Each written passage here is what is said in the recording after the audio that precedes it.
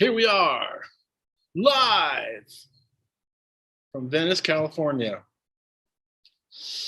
My name is Jason Murphy, and this is Against the Stream. And we have some folks in the house tonight. Welcome. And those of you on the Zooms, there's still some people popping in.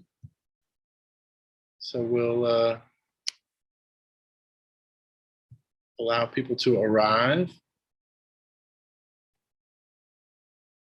All right. That didn't work right. There we go.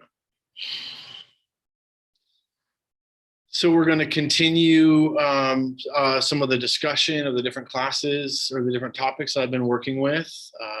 Sex, drugs, money, and power are the different topics that we've been kind of looking at or working with over the last few weeks.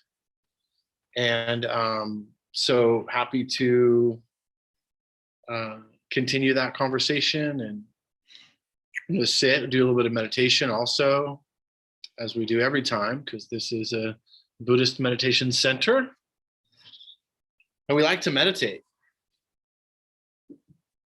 I once heard that 1% of the Buddhist population actually meditates. 1%. That's interesting. And we're part of that 1%. So we're gonna focus on, let's see, what should we focus on today? Any requests of a type of guided meditation? You can write it in the chat, or if you're in the room.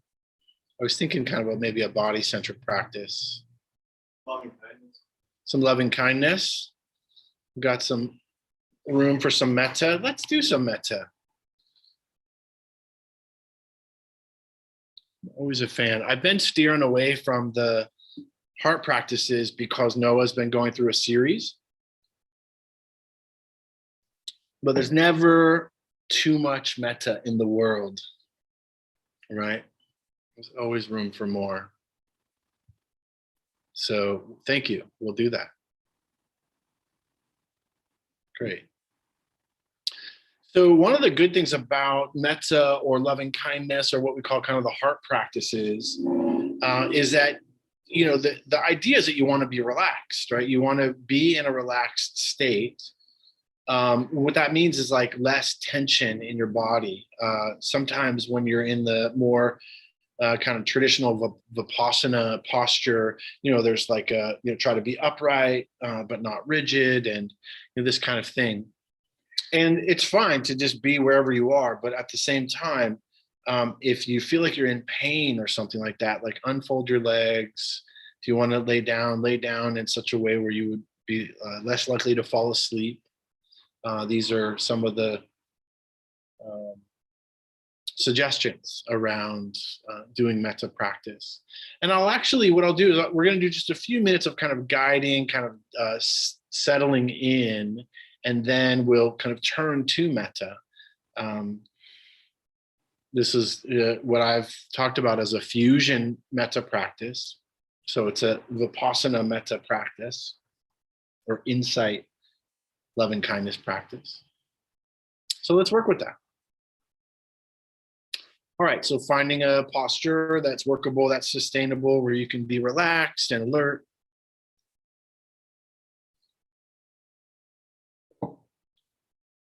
Allowing the eyes to close or be downcast.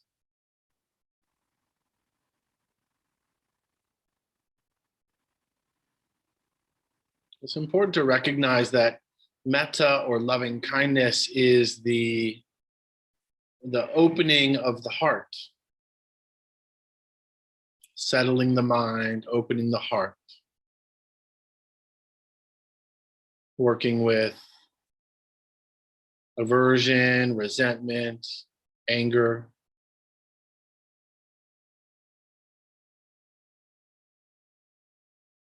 So we'll just take a few moments and just settle in, listening to the different sounds outside the room.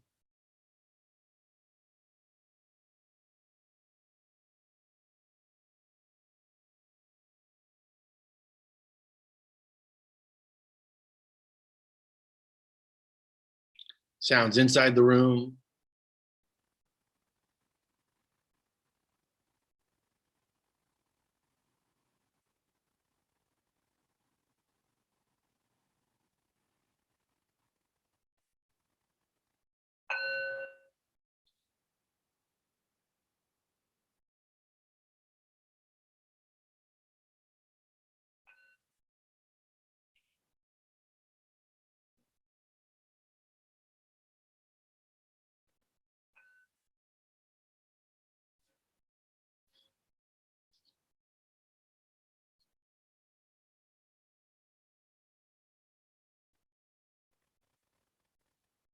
And in some way, just connect into the breath in the body.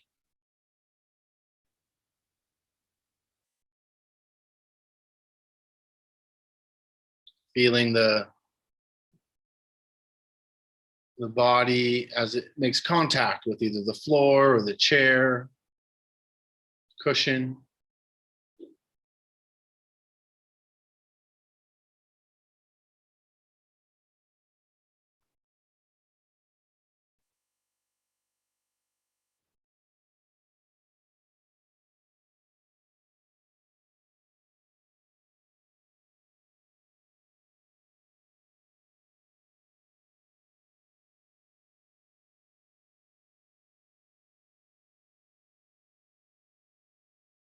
It's useful to make some kind of contact with the heart space or your center, breathing into this heart space.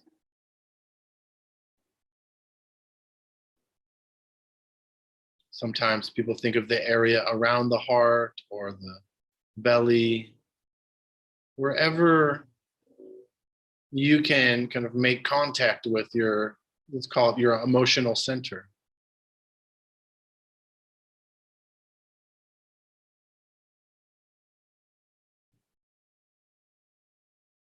And then breathing into that space.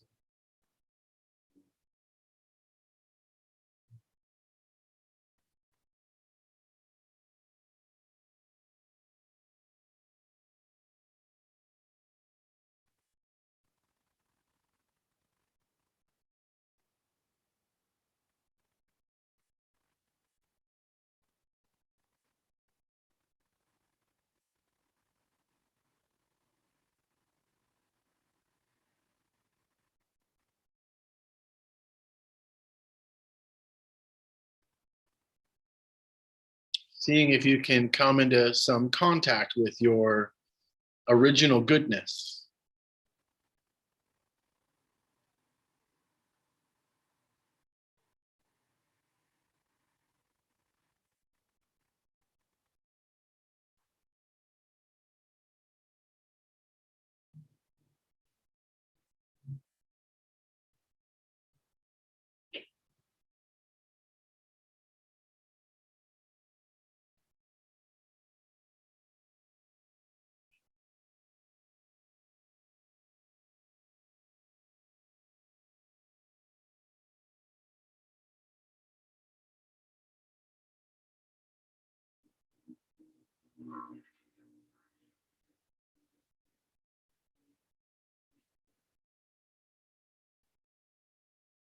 Each breath,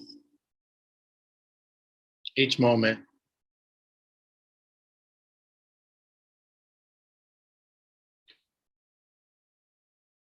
Seeing if we can have more and more contact with this place of original goodness or positive regard.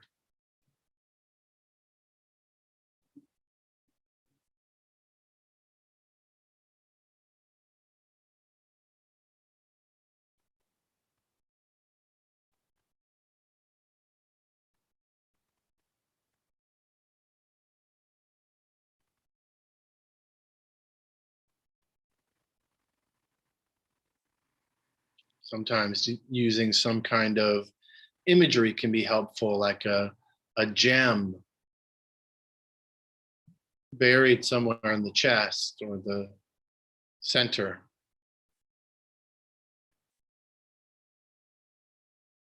With each breath, this gem glows a little brighter, this place of original goodness, kindness, friendliness to ourselves,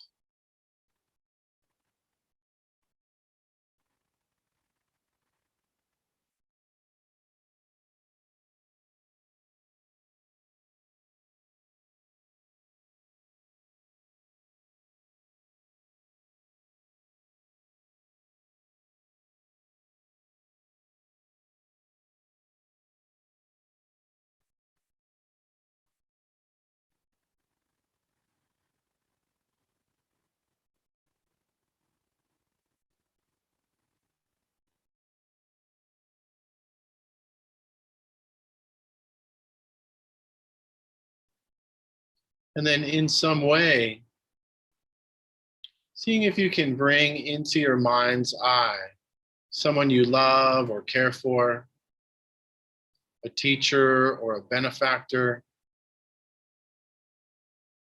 someone who supports you in your practice,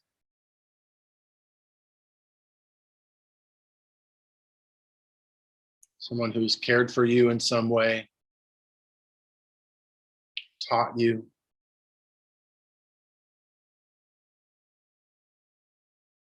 Someone easy to love.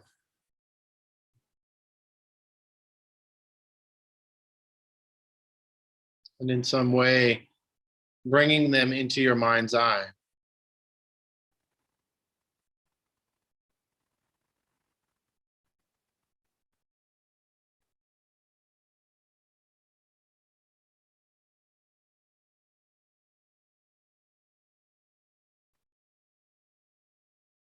And then just very simply wishing them some sense of happiness and well-being. Using some simple phrases. May you be happy.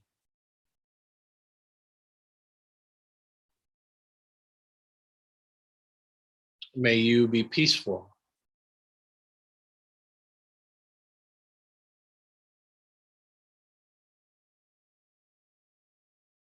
May you be free from suffering and the causes of suffering.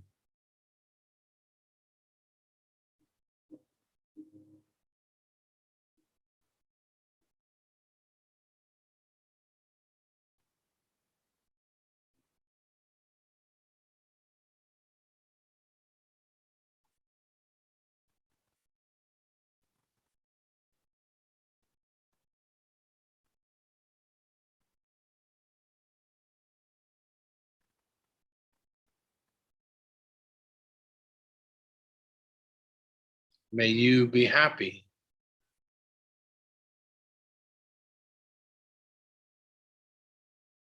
May you be peaceful.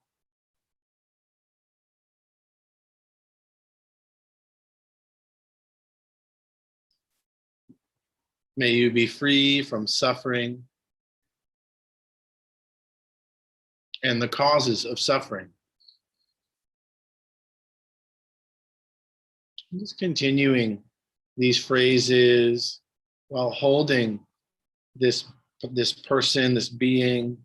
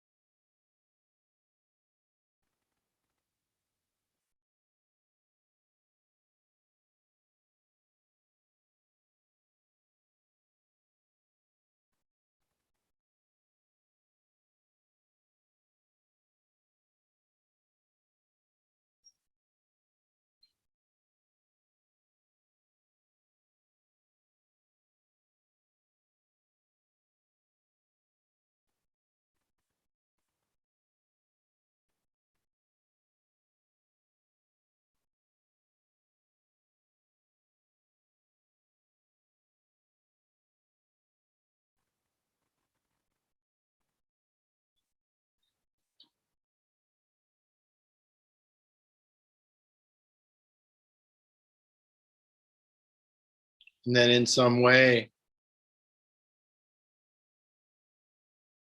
just connecting with your own reservoir of kindness and friendliness.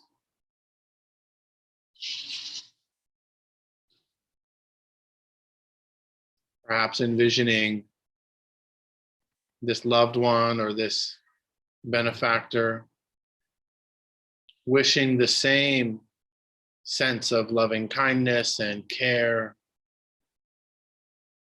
well-being to you. So receiving these same wishes. May I be happy.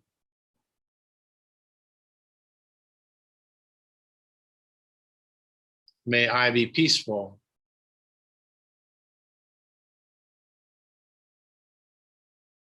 May I be free from suffering and the causes of suffering.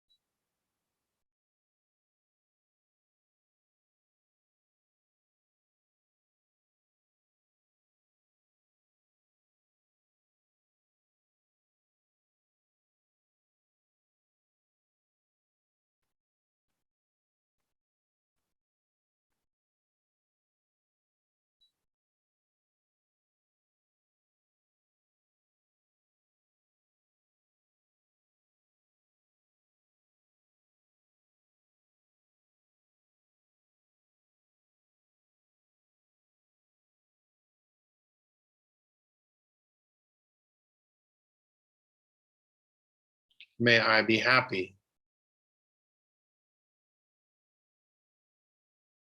May I be peaceful.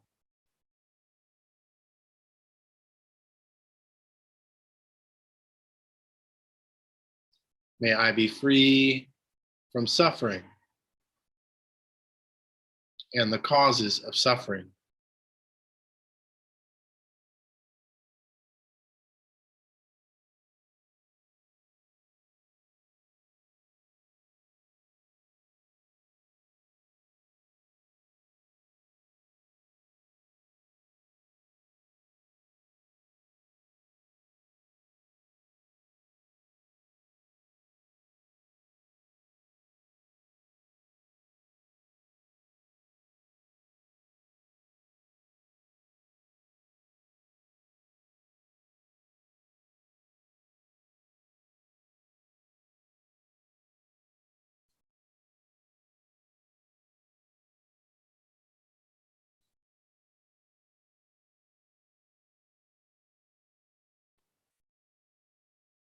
Envisioning yourself receiving these wishes of happiness and well-being from your benefactor, from your teacher or your loved one.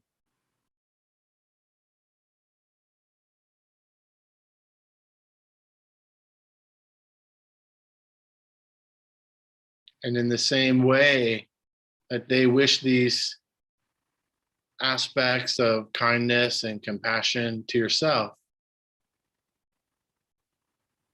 can you also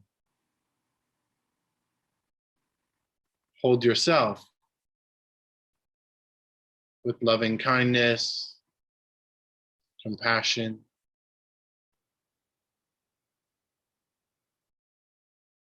May I be happy.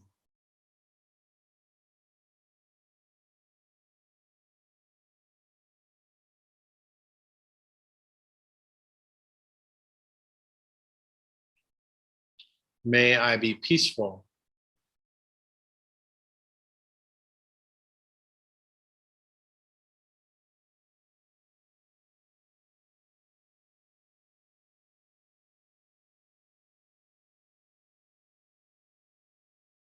May I be free from suffering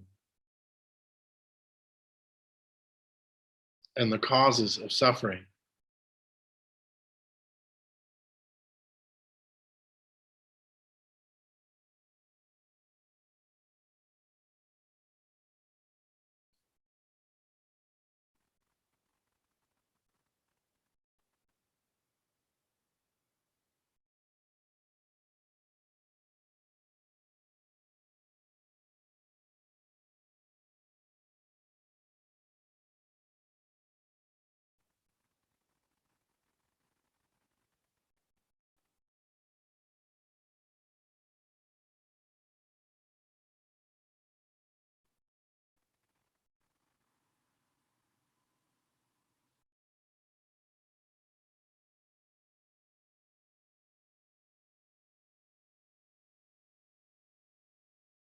Perhaps envisioning yourself as a younger you,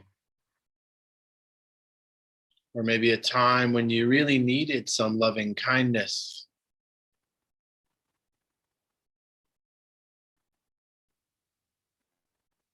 Sometime in the past, or maybe just right now.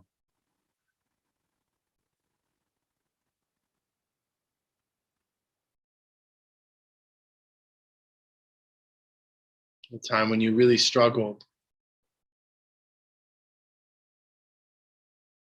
Send some kind regards.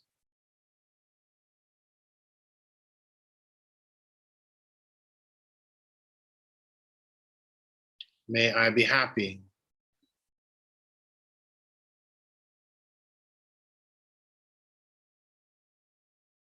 May I be peaceful.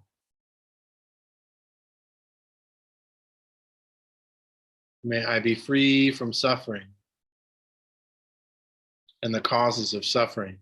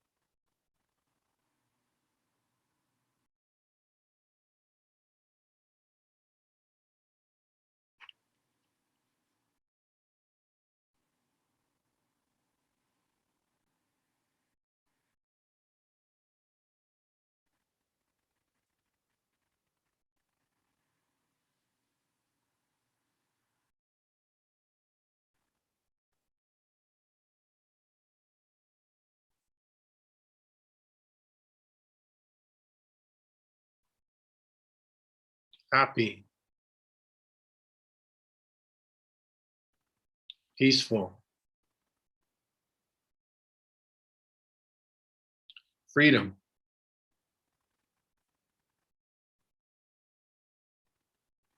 Perhaps just distilling these phrases down to the one word and dropping that word from the mind down into the heart.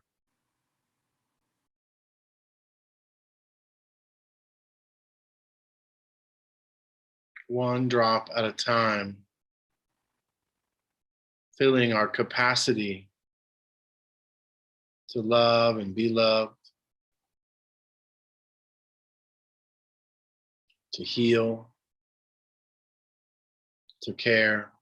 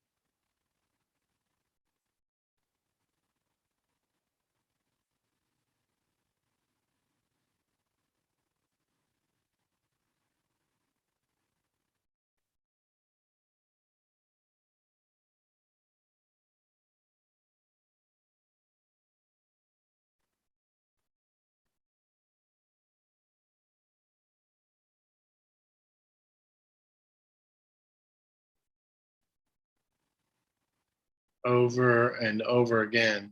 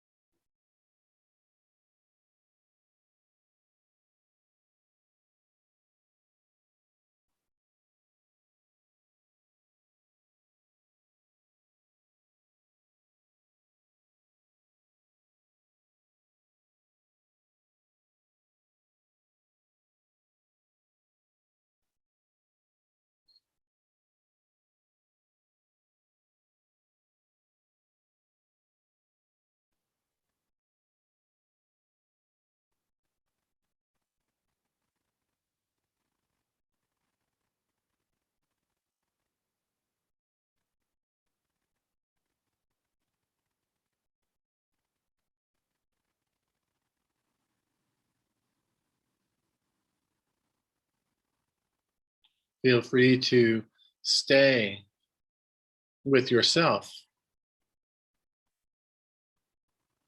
There's no one on this planet more worthy than your own love and kind compassion. There's no one more worthy than yourself.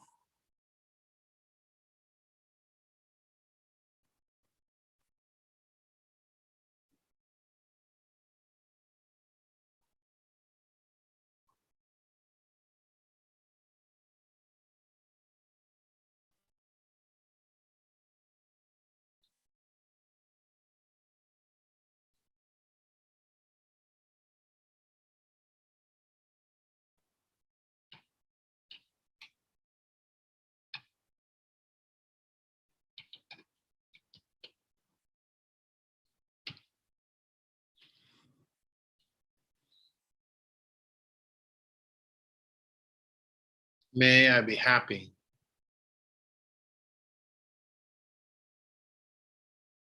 May I be peaceful.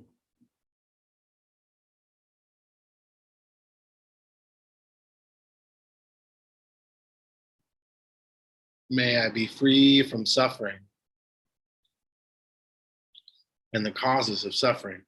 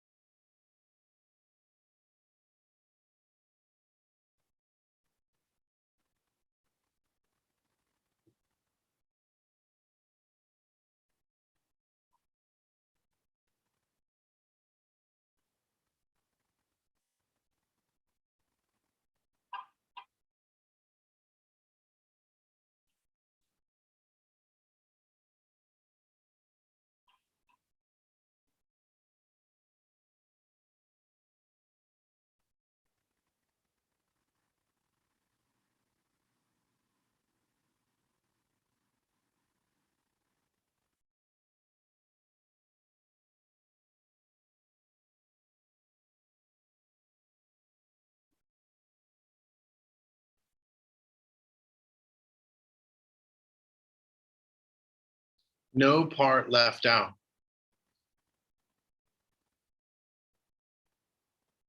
Can we be kind? Can we be compassionate through all the aspects of our heart, mind?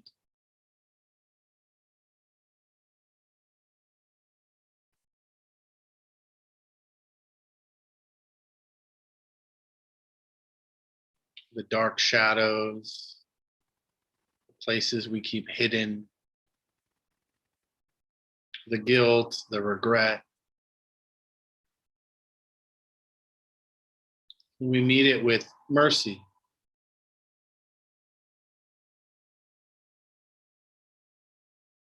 With care.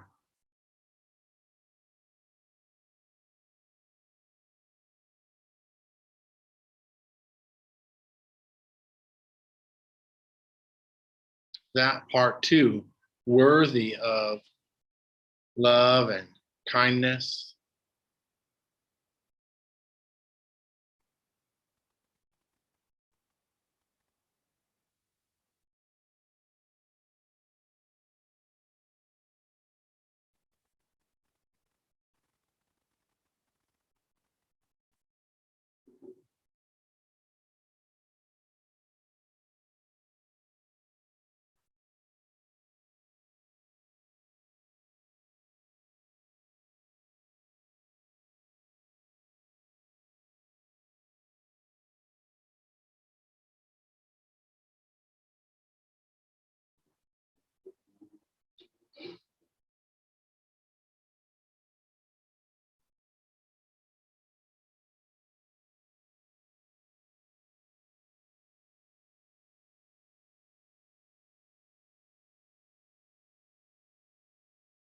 Just as there's no one more worthy of our own loving kindness than ourselves, there's no one less worthy either. So in some way, allowing that gem of loving kindness to expand outward. Allowing the glow of your own wise intention,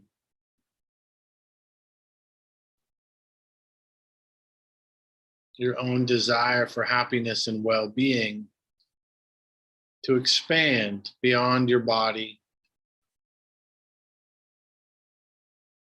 filling the room.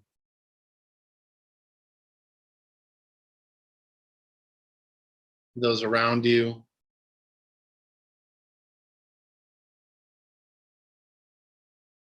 those in your household, expanding out. May you be happy. May you be peaceful. May you be free from suffering and the causes of suffering.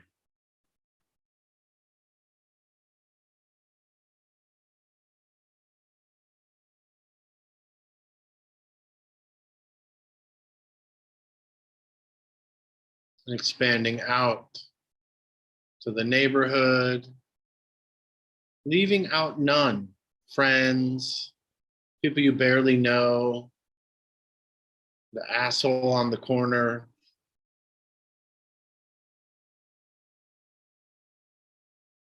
May you be happy. May you be peaceful. May you be free from suffering.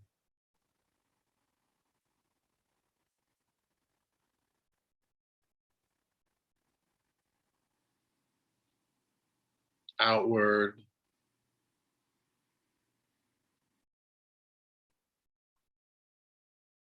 Family, friends, loved ones,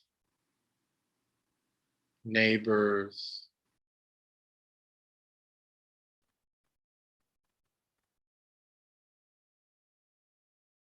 random people at the gas station,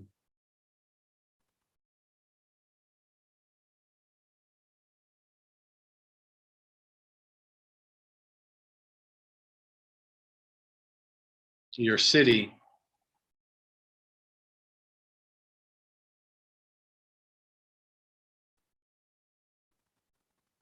excluding none.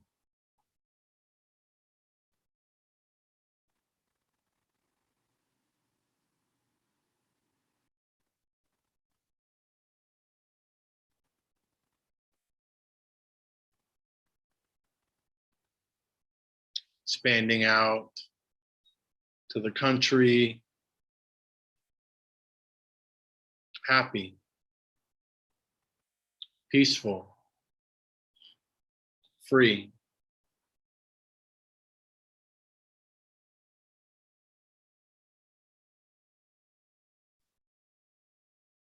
And in all directions.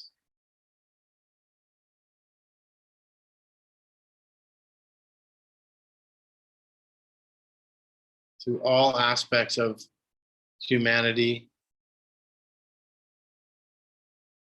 every country, every continent, every being. May you be happy. May you be peaceful. May you be free.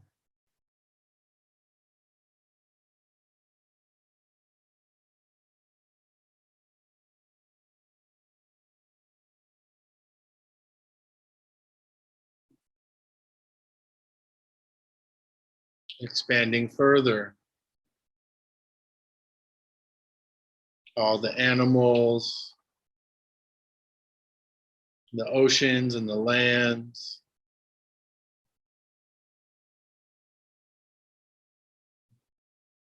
the earth itself.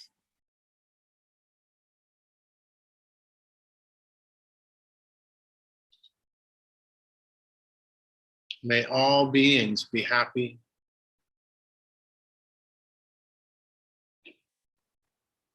May all beings be peaceful.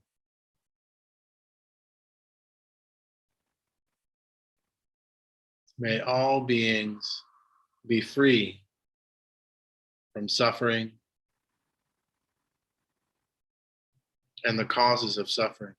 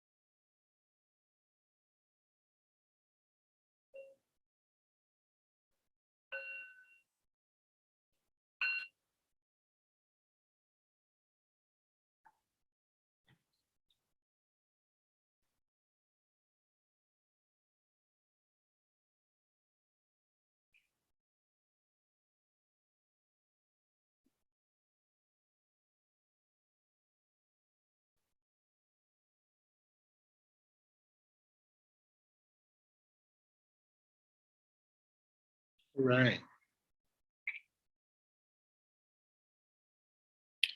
So at this time, I'll open up for any questions about the practice, perhaps Buddhism in general, before I get into the topic. Yeah. You can pull that window closed if it's bothering the sound. Oh no, I love it. Okay, great. Well, English is not my native language, right? And I feel like there's a different identity about speaking English and speaking Ukrainian, which is my native tongue. Okay. So when I repeat things like "may you be happy," what if I do it in my native tongue? Is it going to make a difference? No, not at all. Do it whatever.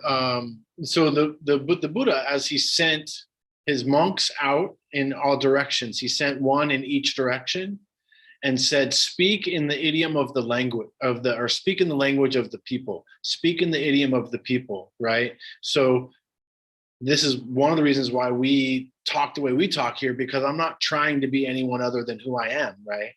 And carrying the Dharma the way that I do. And so whatever fits best for you, and it might not even be the exact words that I'm using, you know, peaceful or, kind or, whatever it is. So find whatever works for you. It's a great question, man. So part of what he was asking is like, hey, he has a native language that's other than English. And so, yeah, use that language, versus having to translate it in your mind. Yeah. And then even if there's a word that fits better in your native tongue, then, use that. It's the sentiment that matters. Yeah. So is it a form of prayer of its own? So the question was, is it a form of prayer? It's about as close as Buddhists get to a prayer. Yeah. It's the way it's often talked about is as a wish. It's a wish. And we're not wishing, we're wishing for happiness, for well-being. But we're not asking it to be granted. It's kind of like an open invitation to allow ourselves to take on these meanings or these implications of being kind to ourselves, of being peaceful. So that's why actually I really like the phrasing, may I. It's always been useful for me, because it's not like asking permission from some greater power or some outside source. It's actually kind of, it's a way of speaking from and to our like highest self. Does that make sense? And so different than prayer in the sense that we're not asking some kind of external power source to grant us serenity necessarily, right? And we're also in metta practice or in any of the heart practices. One of the things that we're not doing is we're not also, like we say, may you be happy. But I know, because of equanimity and because of karma, I know that me wanting you to be happy won't actually make you happy, right? That you have to do the work yourself. But by me wishing you happiness, well-being, it's not going to magic. It's not a miracle, right? It's not going to change what's happening in their lives, the choices that they're making. But hopefully, it will change what's going on internally for ourselves. So especially if we're dealing with resentment, or I don't know, fear. That's kind of that's the idea. That's the intention. Was that helpful? Yeah. And sometimes it just brings up more questions, right? Sure. Yeah, I mean that's the point here. It's one of the things I love about Buddhist philosophy is that the idea of question everything, question what you think is reality. That's what the Buddha is like. This is all a magic show. None of this shit is real. It's all just like constructs. So what's behind the constructs? It's, to date myself, it goes back to what we call the matrix, right? Maya, right? The great illusion. Yeah. Mm-hmm. And in Buddhism, they call it Mara, which is like the destroyer of, it's actually, so Mara is ignorance, basically, and the destroyer of enlightenment. So trying to keep people ignorant. Same as Maya, which is more of a Hindu philosophy, but yeah. Anyway, great question. Thank you for asking it. And what about for the rest of the crew before I kind of get into, I might do a little bit of a repeat of last week. But if you guys have any other kind of thoughts, questions, comments about that particular practice, the metta practice for yourself, please. I guess it's always harder to wish one's enemies or those who are trying to harm one happiness. But I think I asked a similar question of Noah. Like someone is creating an abusive repressive manner? Like if you're poor and they're rich and they're receiving social benefits that you're not receiving, do you wish for them to be happy, joyous, and free when it seems like everything is allowing that while it's oppressing you and they're oppressing you?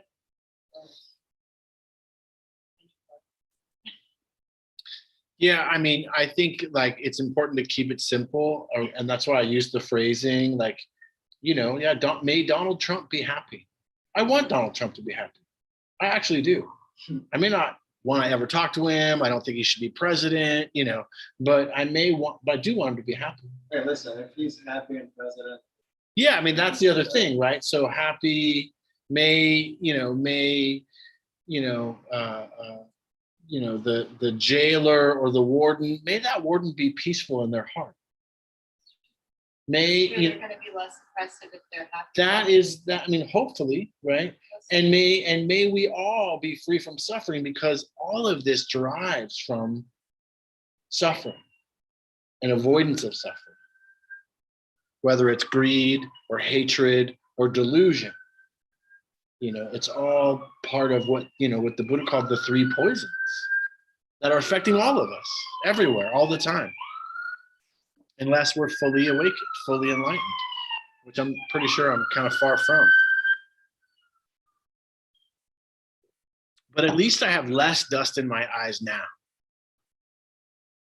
There's this teaching from the Buddha that after his enlightenment, after his awakening, he was basically sitting for like 7-8 days, like for a week, just in blissful, full awakening, kind of, I don't know, glowy.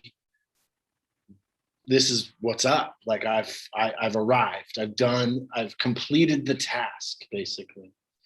And in that moment, as he's retelling it later to some of his monks, he's saying in that moment, he was content to just stay, to just be. And then there's different translations of this story, but basically like there's these 31 planes of existence in the Buddhist cosmology. So a deva, or like a higher being, not a god, but like a higher being, spoke to the Buddha and said basically like, will you teach the people? Like teach people what you've learned. There are few in every generation with less dust in their eyes. And that motivated, so out of compassion, that motivated the Buddha to get up out of his seat and walk, because he began to think, okay, my 5 homies that I was hanging out with before I did this solo journey, right, that they were close because he had been training with them for a while. He was like, they were close. They still had this attachment and this ignorance. But if I could just give them some of the teaching that I've learned, basically to relax a little bit. It's kind of what the Buddha discovered, is that over-efforting is a hindrance to freedom from suffering. And that mindfulness and patience and this middle path, right? Can you be relaxed and alert instead of just like having to be so hyper alert that you're obsessing on watching your mind. So that motivation of like, oh, less dust in your eyes, motivated the Buddha to teach. And I believe that the reason why for 2,500 years, maybe 2,550 years at this point, the Dharma has continued, the Dharma wheel has continued, because each generation, like the people in this room and on Zoom, you got this message somehow. You're motivated in some way to, receive the teachings, to practice.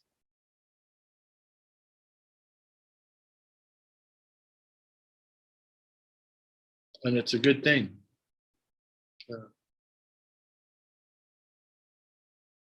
I once was working a teen meditation retreat with some young adults, and they were like, 17, 18, 19. And this this one kid, he was great. He was like, I get so, because he had been on a couple retreats, and he was like, it's like I'm taking dirt and throwing it in my eyes. I'm like, it's like I'm so lost, I'm so confused. Instead of having less dust, I'm like throwing more dirt in my eyes, more dust in my eyes. And he was talking about using drugs, drinking, wanting to drop out of community college. Just kind of, he felt like he was very confused and getting more confused. And so I just loved that picture of, how sometimes when we take certain actions, that it's like we're taking, dust and we're throwing it in our eyes, even though it might not be intentional, but that's what's happening. We're becoming more confused, more separated from, the Dharma or our true nature. So that's where the whole less dust in your eyes comes from. Bit of a tangent, but please. Okay. It might help someone. I started meditating a long time ago, and nothing worked. I went to LSD. Mm-hmm. LSD worked. Put me to the place where I thought I felt enlightened, and of course I did. And then to hell. Oh. Mm-hmm. And it's not until I gave it up that I actually started tripping. I was like, what? Yeah. Yeah. Perfect segue, because that's actually our topic tonight. He was talking about how having used LSD as a tool to, find some level of enlightenment, awakening.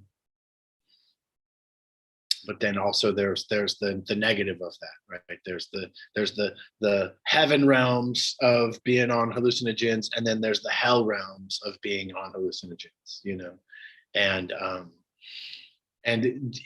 and just so in meditation and mindfulness, and then doing longer practices, you'll find that the heaven and hell realms are not just hallucinogenically induced, that they are actually living within us. And the drug, although it can exacerbate both ends, it's actually just a catalyst. But we have all of it within us. And so we were talking over the last few weeks about sex, drugs, money, and power. And last week I was talking about the fifth precept, which is, basically to abstain from mind-altering substances that lead to heedlessness, or that cloud our mind, or that throw dust in our eyes. And that this is something that we here at Against the Stream, feel we hold really strongly to, because we do believe that, the fifth precept was put there for a reason. And all the precepts were. And like I've said before, we're not kind of this hardcore, judgmental view, but more like, see what's true for you, but know that from the Buddhist perspective, to the degree in which you follow the precepts is to the degree in which you'll end suffering in your life. So just meditating without following precepts, guidelines, what are the precepts, but non-harming or non-killing, no intentional killing, no intentional stealing, no intentional being, well, actually that's sexual misconduct. So no causing harm with your sexual energy. And then being wise with speech. So being non-harming with speech, slander, lying, manipulating people, like that kind of thing. And then the fifth precept is to abstain from mind-altering substances that lead to vexation and craziness, is what one teacher called it. Well, yes and no. But the concept from the Buddhist perspective is that, to the degree in which you're following all five of these precepts is to the degree in which you're going to reduce suffering in your life. And is to the degree in which you will be able to shift your karma from the whatever negative momentum that has been in the past, so whatever negative karma we have that we've done that we can't know about. That's another thing. Like the Buddha was really, people would ask him about karma all the time, and the Buddha would be like, I have no idea about your karma, and you can't even know about your karma. It's not about what happened in the past and that's why this is happening now. That's actually not what karma is about. Karma is about what do you do now as whatever's happening is happening. That is karma. What happens in this moment and this moment and this moment, this is what matters. And so, and sometimes there is the, the ripple effect or the momentum of past karma, but we can't know why because we're just not there yet. We can't know why. We can only know how. How do we move forward? How do we work through this? And this is all that the Buddha taught. I think it's just super important to kind of recognize that. And so that's, about the precepts. And for me, understanding more about the precepts, and I learned to meditate long before I learned about precepts. Like many people in the US or in the West, you went to a mindfulness class, or you read a book, or you learned about meditation, or you came to a center like this, and you find out about meditation, and that's great. Meditation is a really, really useful skill and tool, and what the Buddha taught as an antidote to find freedom. And but without the precepts in place, the mind is afflicted with greed, hatred, and delusion. And so in some ways, the precepts are set in line to to contain our own suffering, first of all. Because without precepts and without meditation, what happens? We end up spilling our suffering out on all kinds of people, right? Our loved ones, our coworkers, right? People that we kidnap and hold hostage in what we call relationships, that all these, there's all this kind of can be unhealthy spewing of our own, karmic and, just kind of challenging suffering. And so that kind of spills out. And sometimes we call that addiction, and sometimes we call that, kind of dysfunctional relationships. And sometimes we call that, there's all kinds of things we call it. Sometimes we call it anxiety. Sometimes we call it depression. Part of it is this process of learning to contain and then making a clear indication of going forward, I'm going to act in this way to the best of my ability. And then that, in my opinion, when you add the meditation, what that does is it allows the mind to settle. I don't know about you guys at home or you guys in the room, but it took me, and because I did it backwards, like I learned how to meditate, it was just like I'd have a little bit of peace and ease. But for the most part, there was war zones going off in my head. I was having fights with people that I'd gotten in an argument with 10 years ago, and I wouldn't let it go. I couldn't let it go.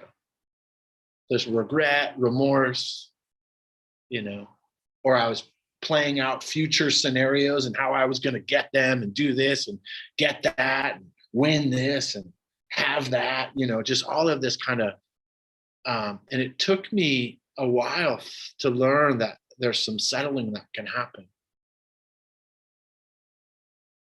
And once I really started to kind of live by the precepts to the best of my ability, and not perfectly by any means, but to the best of my ability at the time, and then that has ebbed and flowed, actually, I'm pretty sure I've broken every precept. Yeah. But that's the thing, they're not commandments. You're not going to hell if you break a precept. What you might experience is some suffering around that, some karmic implication around that. And then that's the next thing to do, is how do we work with that?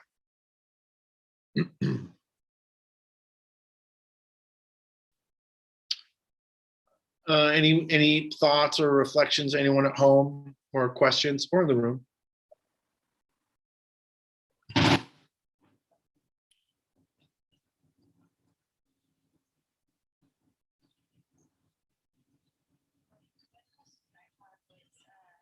I understand that stating thinking about toxins like alcohol, and then I guess there would be but this, like, I was for years fascinated with the Japanese tea ceremony. I even have tattoos related to it. Sure. But tea has been part of Buddhism, and yet it's a stimulant drug. So I'm curious about, and you can't, and I have had this discussion with people that my mother was a social worker, and she said the clients would sometimes drink too much coffee and have kind of a coffee-related psychosis. And yet I've talked with others who that's true, but it seems like everything is happening to sugar because mind-altering activities in the brain and body. So what does that mean in terms of food and drugs like caffeine, et cetera? Right.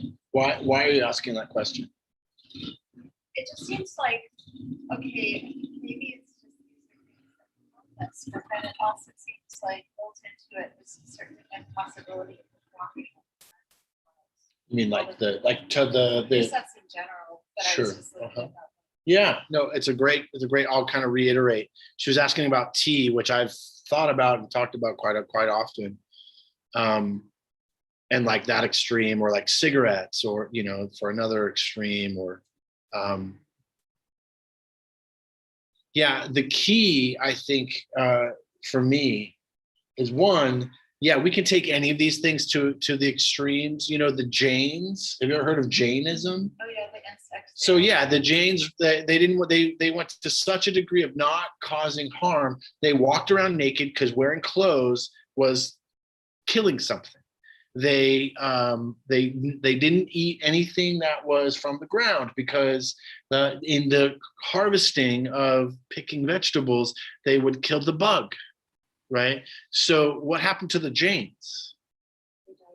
Yeah, they're no longer around, because that's an extreme ideal.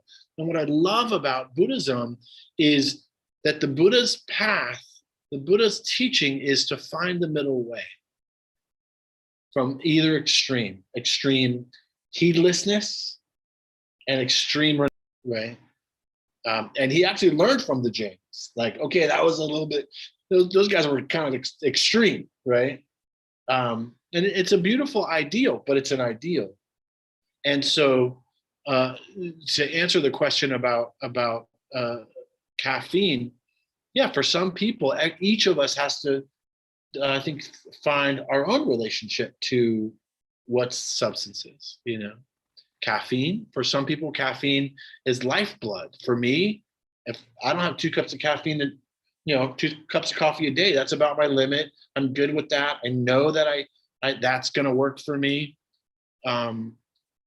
And that's it. So I stay there. I'm not going to drink caffeine at night, 10 o'clock at night, because I've realized I used to do that. I used to drink Red Bulls and, you know, rock stars. Maybe on occasion, if I'm going to a concert or something, I will.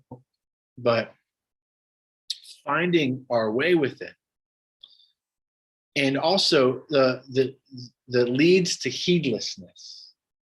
Does caffeine lead to heedlessness? And this is a slippery slope. And this is why so many people are like, well, does wine lead to heedlessness? Well, does heroin lead to heedlessness? Not really. Like a little bit of acid every once in a while. I mean, what did the Buddha really mean by all this? You know, this is kind of where, you know, it can be a slippery slope. And, you know, so each person has to find their way with it. But basically what we're talking about is, yeah, alcohol, drugs, that lead to heedlessness, or that cause enough like break in our judgment that we begin to break all of the other precepts. And that's kind of the bottom line. And I think we talked a little bit about that last week. Like somebody brought up, you know, if I'm not following the 5th precept, I'm more likely to lie, to steal, to be unwise with sexuality, you know, I'm much more likely to break into your house. I'm going to try to steal your TV. You know what I mean? Like, and then cause suffering for not only myself, but for others, because eventually I'll get strung out, or I'll get caught. I'll go to prison or jail, and that's, or as, was also talked about last week. I think Mark brought it up like this, and possibly harm others in the protection of my own. I mean, I know what it's like to be a drug addict, because I've lived on the street and smoked crack and, broke into people. I have done that. I know the karma of that too. And so the Buddha is saying in this teaching, like, yeah, don't do that. That's a bad idea. Right? And it's just going to lead to more suffering. And figure out for yourself whether 1 cup of coffee a day or whether drinking tea, tea is fine. And I have known monks that drink tea, whether it's Zen or whether it's Theravadan or, in any of the traditions, and then have, begun to kind of test what their sensitivity is. And, so, okay, a little bit of caffeine in the morning or in the evening, a little bit of caffeine in the evening helps me be able to meditate longer into the evening. But too much caffeine and my mind is restless and agitated. So that is mindfulness. That is taking care and understanding about some of these, some of what we're calling these certain substances. Yeah.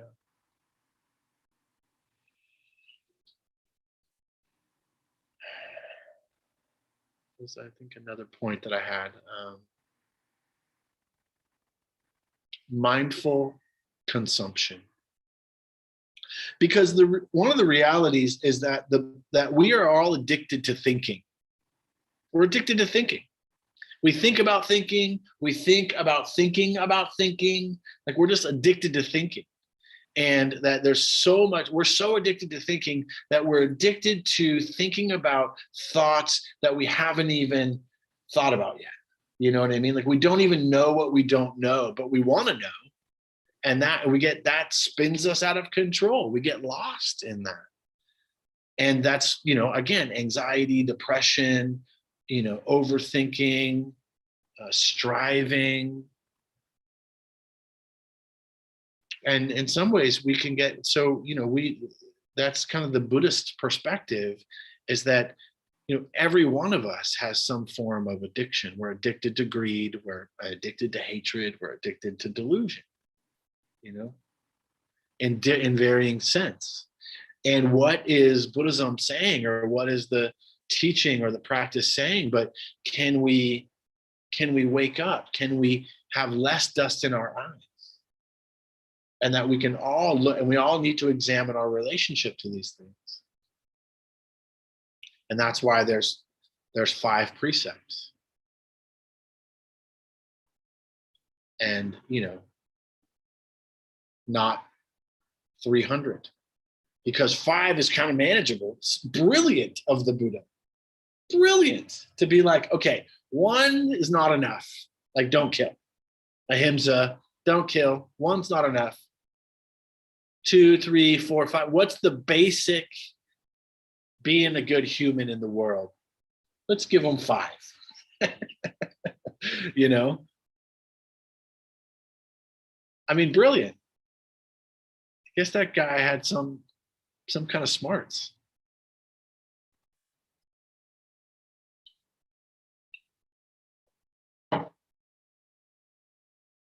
Yeah. I basically call the precepts like, just try not to be an asshole. Yeah, just try not to be an asshole in the world. Like, don't harm people. Try not to run people off the road when you're driving. Yeah, you might get angry, but you don't have to spill that anger out onto others, right? Try not to cuss people out. Doesn't mean that saying fuck or shit or crap is bad, but pointing it at somebody else and saying you are blah, blah, blah, blah, blah, a fucker or whatever, that's the line. So we all have to decide what that means. Are we causing harm or not causing harm? And are we causing harm to ourselves or not causing harm to ourselves? That can be, we can get delusional about that one, right? We can kind of think we're not causing harm to ourselves by taking that handful of mushrooms, you know, but then end up in a hell realm, right? And we are causing harm to ourselves. So mindful consumption, not only of, there's abstaining from substances, but mindful consumption of TV, of, all of these messages. How many people deleted, hopefully, like stopped watching the news during this pandemic, right? Stopped watching the news, stopped watching. I deleted Facebook because it was like there was political stuff just left and right. Everyone's at each other and just noise. And then there was everything about the death toll and who's dying and how many and where and when. And, I was just like, what is useful about any of that information besides to cause me more anxiety and fear? That's I literally like asked myself that. I deleted Facebook and I stopped news. And I was almost immediately happier.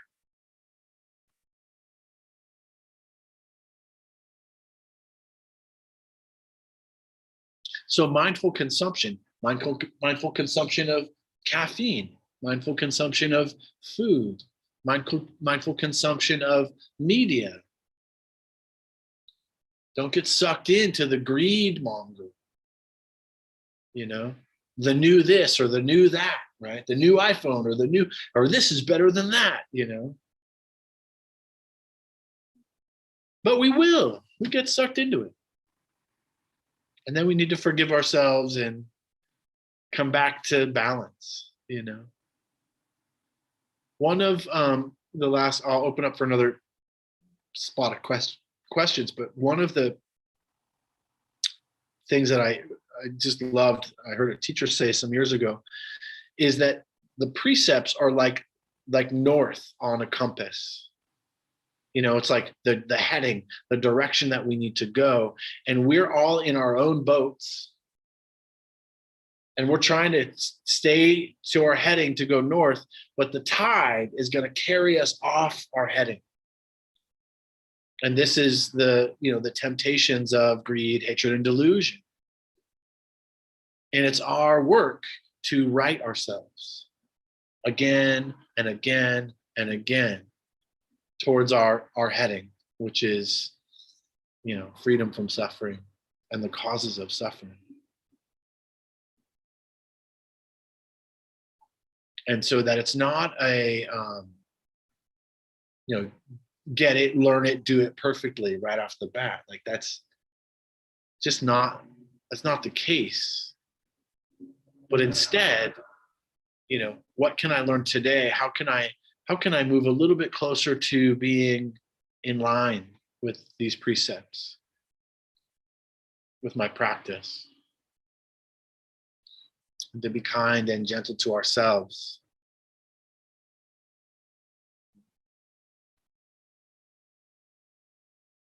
All right. I'll open up again for thoughts, questions, reflections on the Zooms. You can raise your hand if you like.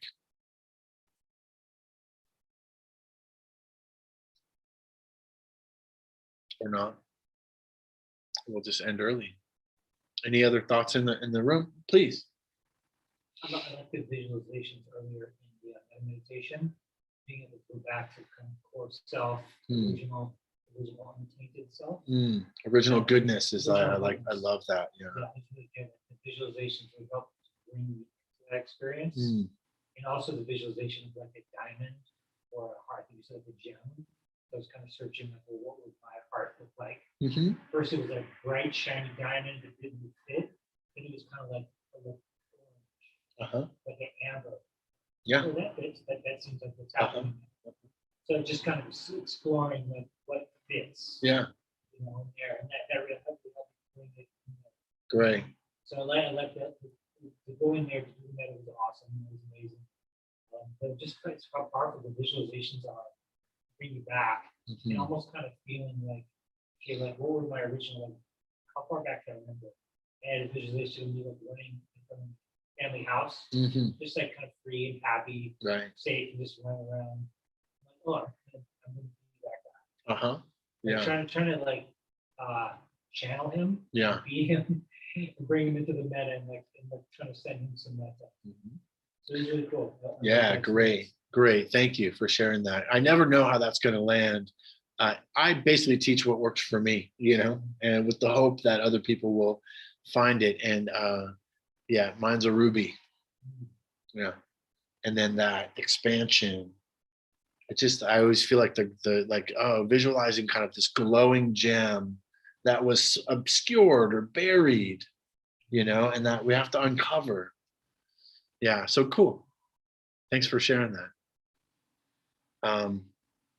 All right, and then Michael put in the chat. Thank you for doing that. That against the stream, we're out of time now. Against the stream donations, we run on the donations of those who attend here. There is a bowl for those of you who are in the room. Also, you can go on Venmo, meditation, against the stream meditation on Venmo. And the link is againstthestream.com/donation. You can click the link there. There's also an events list that you can also click on if you're on Zoom. But you can just go to our website. So we really appreciate all the support, keeping the doors open. We're good. We're starting to have some day longs, and then eventually we're going to, as the world opens, we're going to have more, hopefully a retreat. There's a refuge recovery. What's that called? Convention. Yeah, convention, conference, right? Conference. Yeah. So you guys can check that out too, refugerecovery.org. Anyway, just all the goodness, right? Let's just do some merit, right? Which is to take all the goodness of our practice, our intention, our effort, and to dedicate that effort, that merit, that goodness to the freedom from suffering for all beings. May all beings be free.